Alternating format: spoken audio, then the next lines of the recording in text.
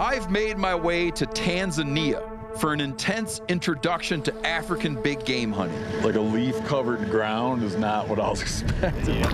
In the previous episode, I introduced you to my guide, professional hunter Morgan Potter, and his crack team of trackers. He's moving the track like if he was tracking in snow. We began our hunt searching for the elusive and deadly Cape buffalo, but along the way, That's a nice run. we encountered another rare target, You down? Yeah, hell yeah. a large roan antelope. That's a serious animal. That's right a there. serious animal. Now we're back on the trail of buffalo. Not only do we need to find one, we need to get ourselves into the perfect place at the perfect moment Right there. and do it without getting charged. I've followed trails of all kinds, pursuing wild game through our country's wildest places. These are my stories. These are my people. I'm Stephen Rinella, and this is MeatEater.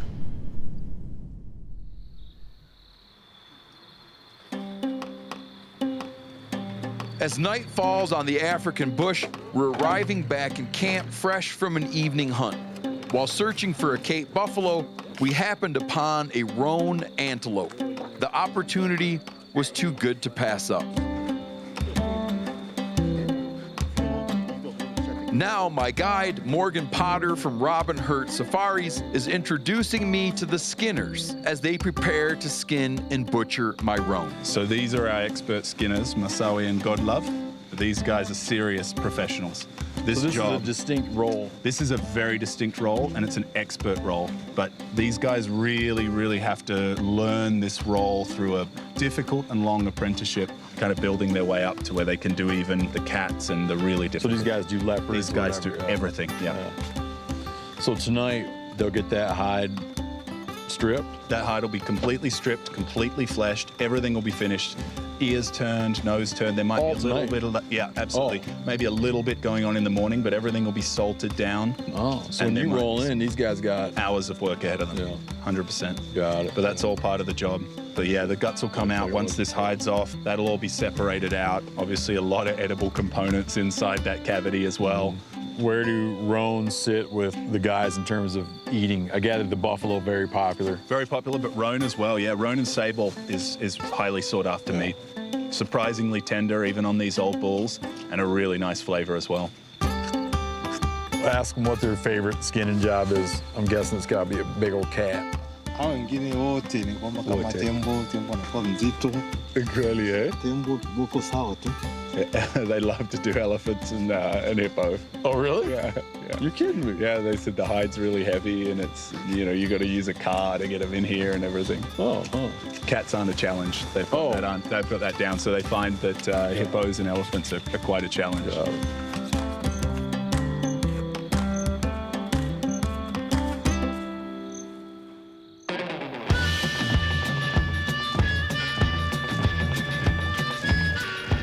I've been in Tanzania hunting the Luganzo Game Reserve for several days now, searching for a Cape buffalo. It's a slow process that requires a lot of patience as we comb through over 2 million acres of uninhabited wilderness, looking for a fresh set of buffalo tracks so we can take up the trail. Yesterday. As we search, we discuss all of the ways that things can go south in Africa, a subject that takes up a lot of my mind space as I ponder the entirely unfamiliar landscape and fauna. Morgan has stories of leopards coming over the hood of a truck to hit a guy riding right where I'm standing, and stories of guys getting flattened by elephants and charged by hippos. And then you've got all the crazy snakes. That is a nasty one. That's a puff adder. That's one you don't want to tangle with, man. That'll kill you good. Oh, yeah. But you can imagine that thing in the tall grass. Puff adder. Puff God, adder. looks like he's got legs. Yeah, it's a very unusual form of locomotion for a snake. We'll leave him well alone. But to be honest, the novel little threats only serve to make everything all that much more fun. It keeps you on your toes, right where you want to be in order to take everything in. And one of those things we take in is something that Morgan assured me we'd never see. Holy. man. A black mamba, one of the world's deadliest snakes. Look at that son of a bitch. If you get zapped by one of these, it's advisable to just find a comfortable tree to lean against because there's nothing anyone's gonna do. You're gonna die. Loch Ness Monster, man, run around like this. Who are you?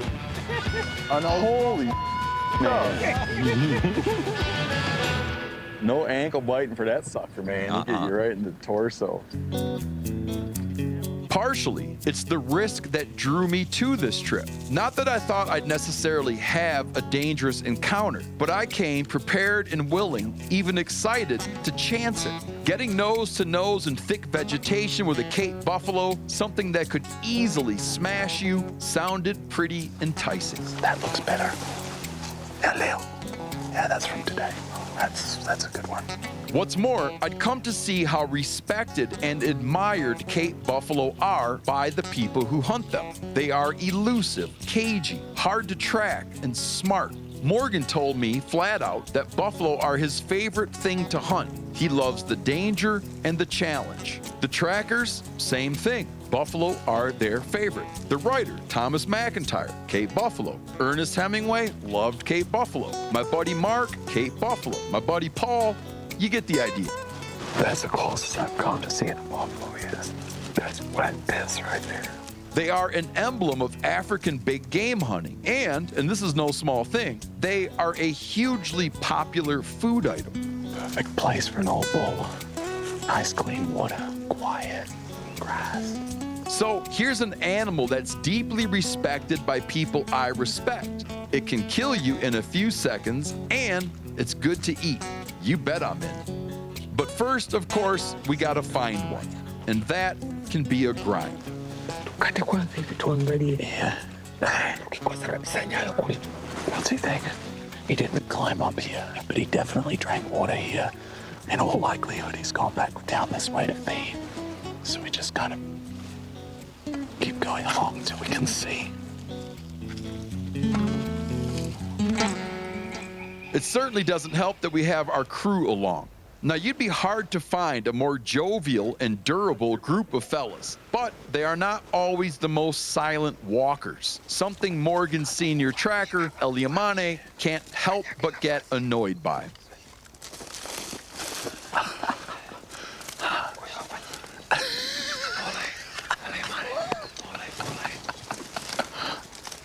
I think you guys got the gist of that, right? Trust me, man, I relate.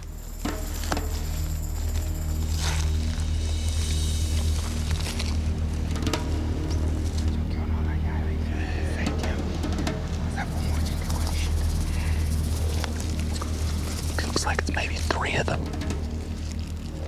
which is good. That's helping us.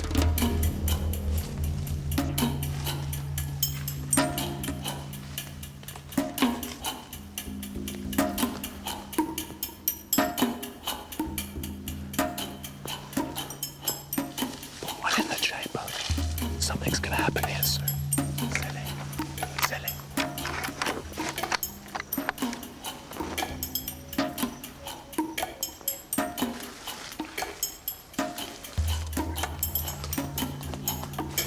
Lay it down for a second here.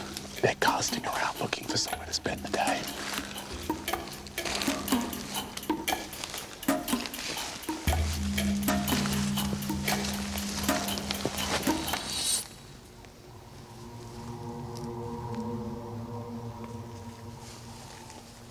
Ini watatulia tutajaribu tena basi. Give him 20 minutes. Calm down. Follow him again. They were close, just over the hill, but we bumped them. Not bad, but they obviously knew something was up. So close yet so far. Did you catch a glimpse? I just saw rush moving. How far do they like to move? They could go a mile or so. Like, we didn't, spook them badly. Heard they ran a bit and then stopped, and, I think they just got a little bit of our wind. It's always good to give them a little time, because they'll be, really on edge now. Yeah. Especially since they got our wind. A lot of times if they hear something, or even see something moving a little bit, they won't go far at all. They'll only go 50, 100 yards, and they'll kind of be like, was that what I think it was? but with wind, they're pretty unequivocal about the fact that it's people. Yeah, they trust their nose. Yeah, they trust their nose a lot more than anything else in my experience. But at least we know we're close. Any tracks we follow now are going to be steaming fresh. They were within shooting distance, though.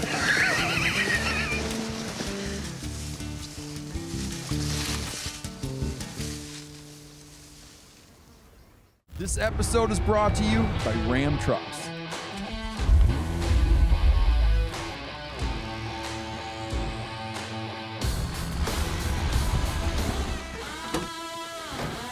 Nothing stops Ram.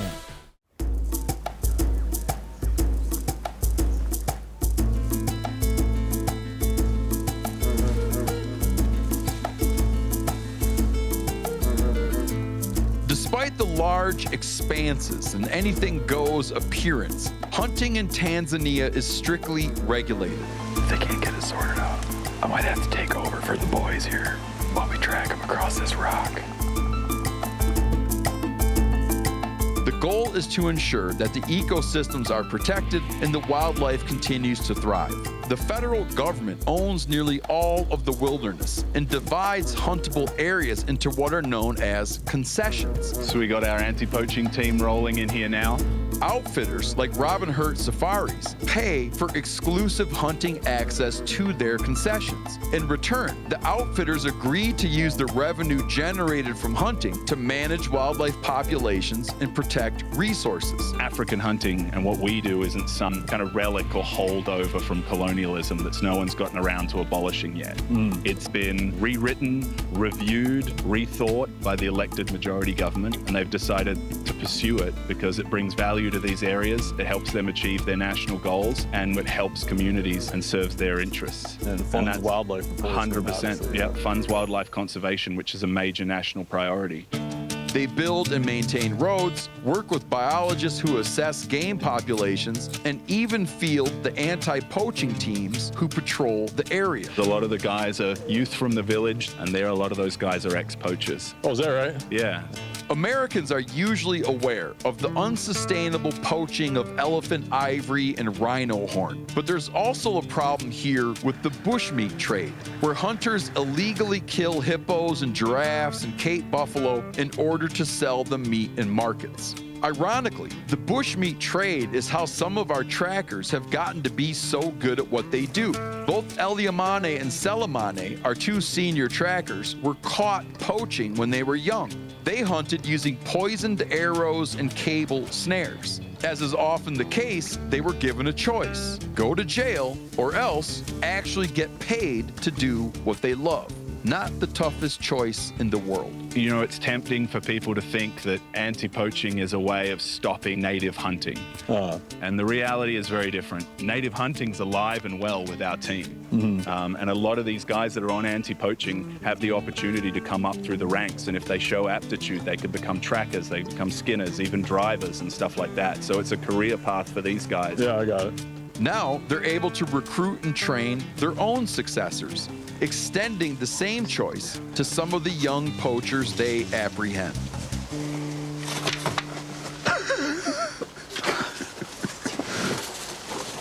You can see these old tracks in here. These buffaloes come in and they'll back themselves in here underneath this overhang. It'd be very difficult for a predator or anything to approach them once they're in here. A strange odor under here. That's the porcupine. Oh.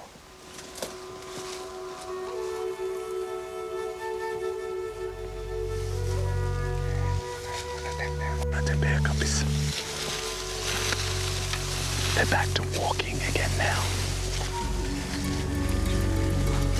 Back on the trail, we've moved into an opening in the forest known as an mbuga, which is carpeted in thick grass that stands 7 or 8 feet tall. They're definitely looking to lay down again.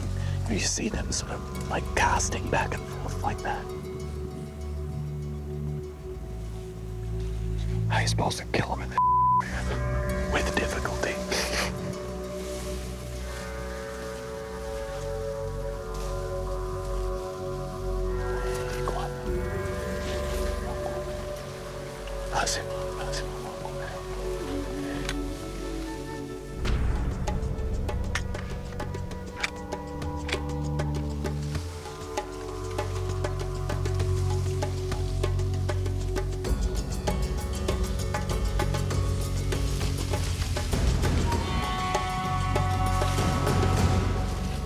Once again, we were right on top of them, but our stalking skills were no match for the buffalo's incredible sensory perception.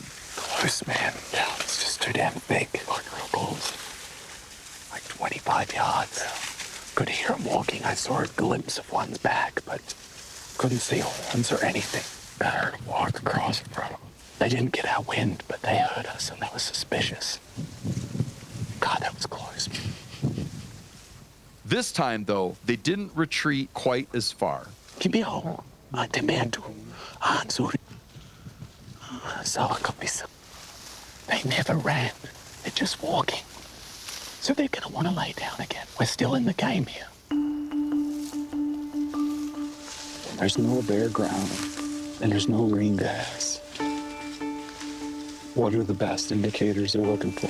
The way the grass has been dragged? Yeah, they're definitely looking for that, but if you look through here, grass has been dragged all over the place. Yeah. So what you'll see, what they'll often do, is they'll push a little bit of grass aside and actually look at the dirt to see if the dirt's been disturbed. Like, if I step on that, they can tell that that's fresh versus me doing that yesterday. Yeah. Like, again, it's just one of those situations where their abilities just are mind-blowing. Yeah, they're not like wandering. No, they're doing it with relative ease, which is what makes it even more impressive. Yeah. You know, it's not a dark art, like they're seeing something, but it's amazing. It's something very, very subtle. Yeah. Definitely beyond what I can kind of comprehend. For sure.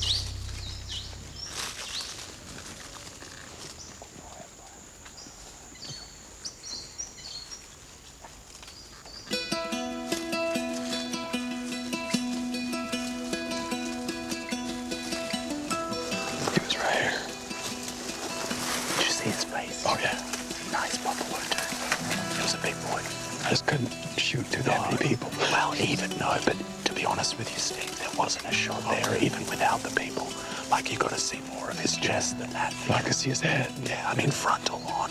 Like, you need to be able to plug him in the chest, and like a headshot there is just too much. Yeah, I gotcha. If there was a shot opportunity, I would have changed the way everyone was oriented. Believe me.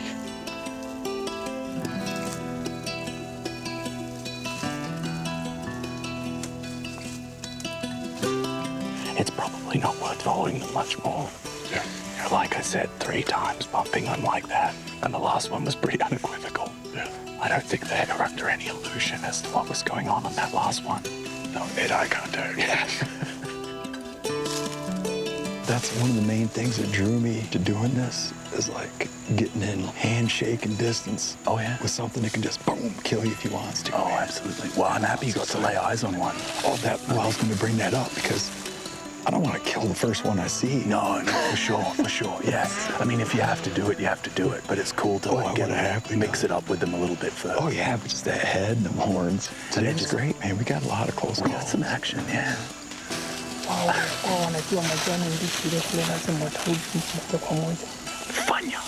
Fanya, brother.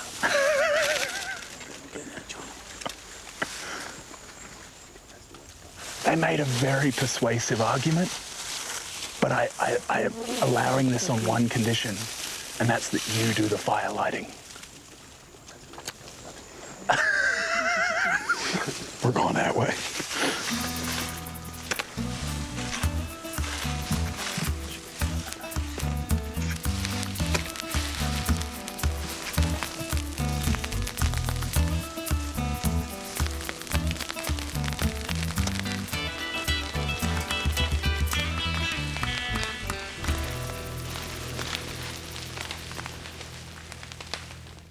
This show is brought to you by Can-Am. It's rare to find something that works this hard and still delivers that much fun. When it comes to wheels, this is my favorite way to explore the backcountry.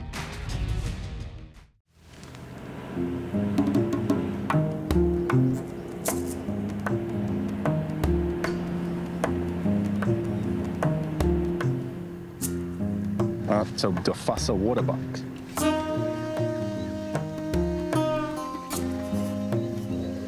Oh, that's a pretty animal, man. Aren't they beautiful?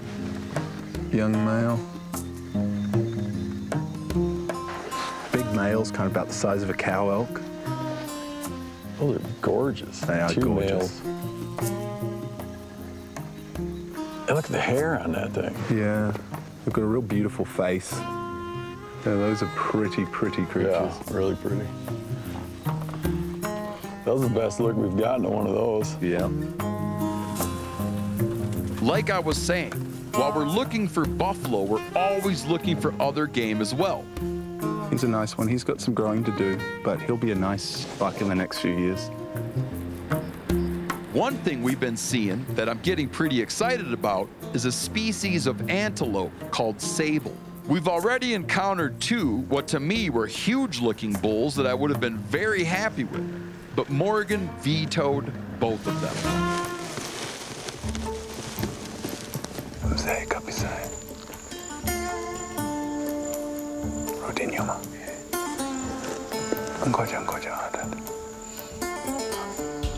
Now we're looking at one that's even bigger.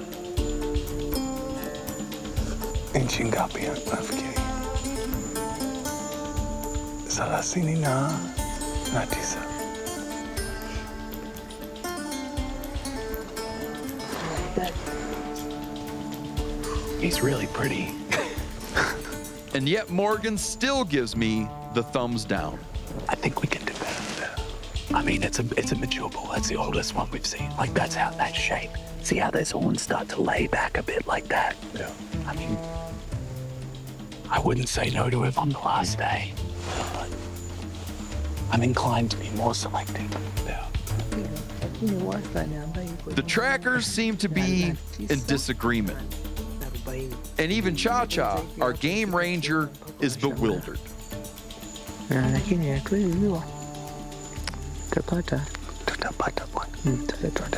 What is he talking about there? They're all not real happy with my decision.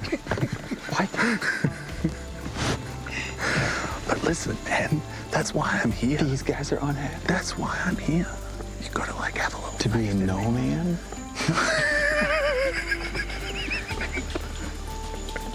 To be a buzzkill? No, tunabahati kabisa. Tutapata. Kwa hiyo tutajaribu. Ndio, si ukubwa.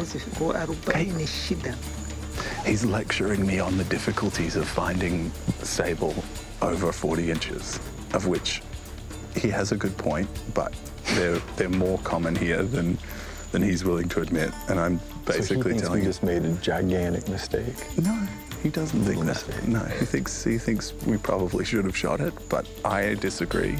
Don't worry, I'll be vindicated in this one. Sasa tunataka tu direct, yani usijui tuseme namna gani ni ile. Ndio. Mtu mkubwa. Ni kweli. So now what's he talking about? He's just busting my balls. Let's go. Duende. All right, boys, let's roll.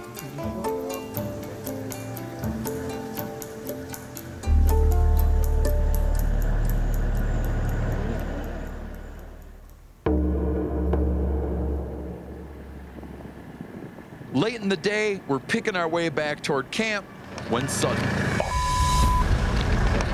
That's a big buffalo. You gotta be.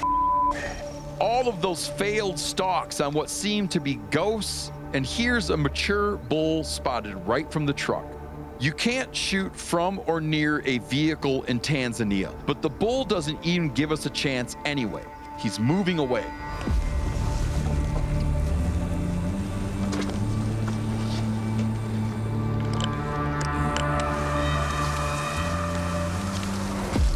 We climb out to go after him, trying to keep a parallel path to his line of travel in hopes of getting up even with him and maybe catching him crossing some kind of opening.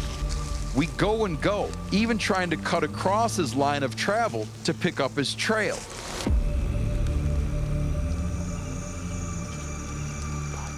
But he's vanished.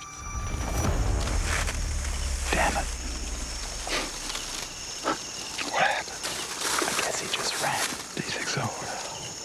He rubbed that tree a little bit, and then he just had enough and just took off. Too late to try to trail him off. We'll just come back tomorrow.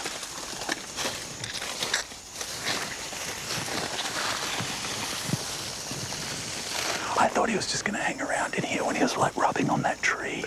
You know, they don't do that when they're like real agitated. You know, I was like, oh, he's chill. But he obviously just had enough of us and took off. It's too late in the day to try and track him, so we stop to regroup and discuss a plan for tomorrow morning.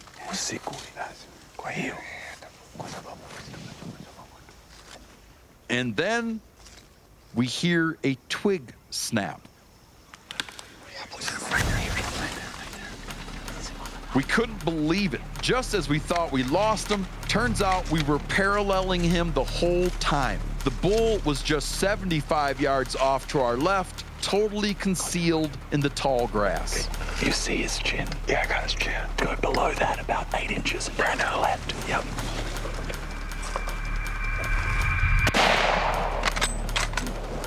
Good shot. If you see movement, shoot at Well, it. it's gone now. Yep, there he is.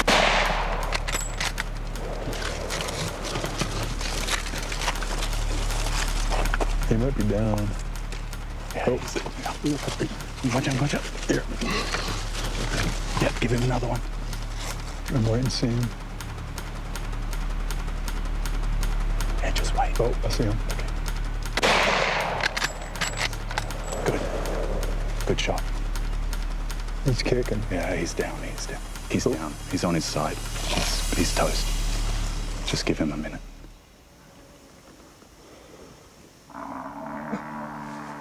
Kufa. He's dead. That's his death bellow. That's the death bellow. Bahati.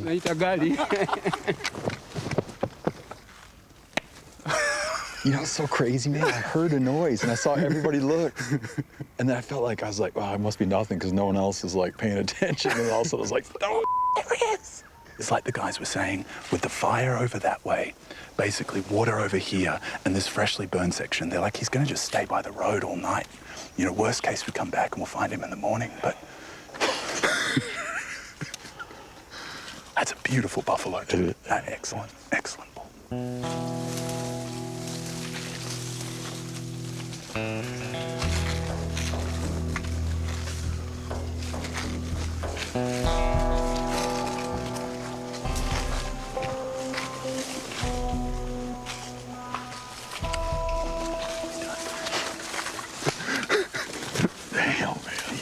Holy Damn, magnificent bull. freaking giant thing. What a tank. Oh, yeah, he's old, man. Wow. He's old. That's an old buffalo. What the hell happens to his ears? Just pushing through the brush and everything, thorny stuff. But the gnarlier the ears, the older the bull. Oh, you can appreciate now getting bulldozed by that thing, man. Just the fact that it's a wild animal. Yeah. I'll tell you something else. There's going to be some happy guys in camp tonight. Well, since we're losing daylight here, I think we better get processing. He's beautiful. You couldn't ask for better. Thank you. Thank you. Thank you, man. Thank you. Thank you. Thank you, buddy. Oh, mzuri sana.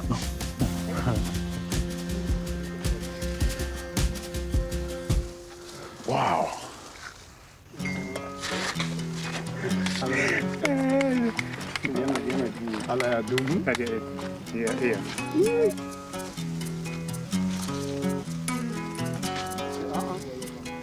It's going to be a method you have never seen before. The Africa method. Is it systematic? Mm-hmm. Oh, okay. No, absolutely, it's systematic. This is creating access to get the back straps out. The The one thing about buffalo is so much of it is skin and bone. Oh, really? Oh, yeah. It's like a low yield animal. Yeah, it's a surprisingly low yield. I mean, the legs have obviously got a huge amount of meat, but they're extremely bony and hidey. A lot of structure. A lot of structure. Nice back straps there. Plenty. Some good eating right there.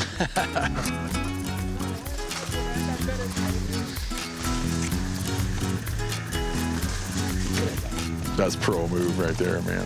He just stropped his blade on that hoof. Oh, yeah. Which is cool.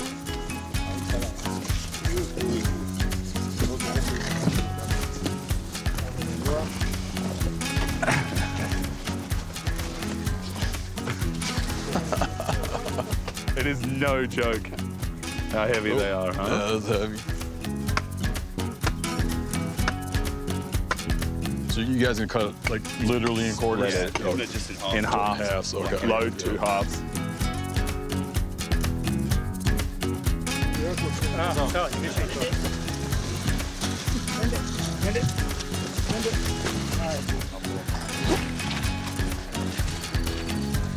There's that leather strip. Is that all freed up? Yeah.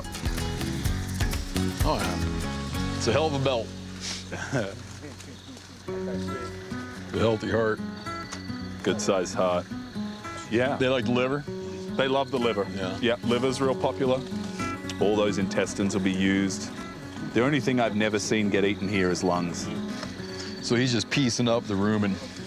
Yep, Take it out in chunks? Yeah, that'll get used for soup. Then you just give it a good wash, and there you go. Yeah, give it a good wash. So how many days worth of food do you think you're looking at there? 1. Really? I mean, what a massive amount of vegetation. Oh, it's man. a huge amount. And how many pounds of veg is that? 100, 120 pounds. Look at that. Cutting some handholds. Yeah, exactly.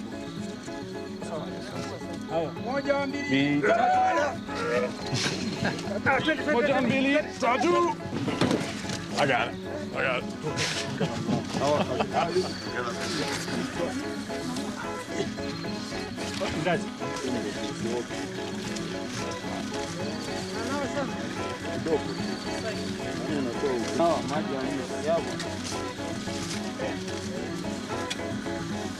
Well, Not a bad job. that was fun. Pretty good meat recovery. Yeah.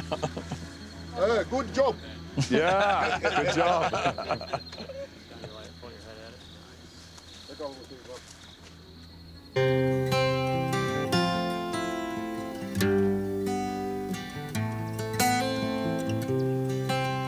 The next day, the camp is buzzing. There's a lot of excitement about the Cape buffalo. He looks every bit as good today as he did yesterday, doesn't he? One of these giants means employment for skinners, tanners, chefs, trackers, wardens, and then of course there's a huge amount of meat, which gets divided up by the crew. They're busy drying it and storing it away for their families and villages. This meat will be shared with literally dozens of people. But the first taste goes to the people who were most directly responsible for making it happen. We're all happy to take a well-deserved break to have a traditional Tanzanian lunch.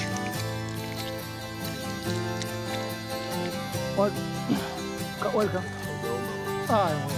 This is ugali, which is like a kind of a thick porridge made from maize flour, kind of cooked slowly over a fire, and then you basically take a piece, you kind of palpitate it a little bit in your hand, and kind of make it into a little vessel, and then sort of scoop a chunk of meat in there. Oh.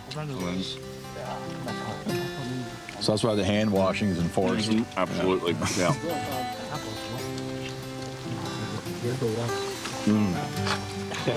So that's maize and water, and what else? That's it. Maize and water. Yeah, ugali's kind of like the staple. Kind of fills you up, gives you like that good carbohydrate base, and then the meat's the bonus. Oh, there we go. This is another really popular thing. Minyama Choma is what we call it, which basically translates to like burnt meat. Something.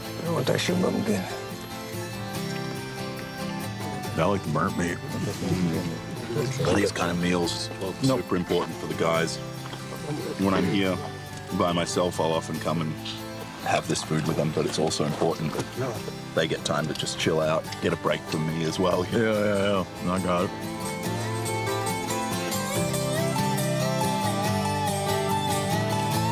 I came here with hopes of getting a Cape buffalo, and that is done. But this trip is still far from over. There are warthog and sable out there in the wild, and we've got some crazy meals waiting to get eaten. Hang in there, folks. It only gets better.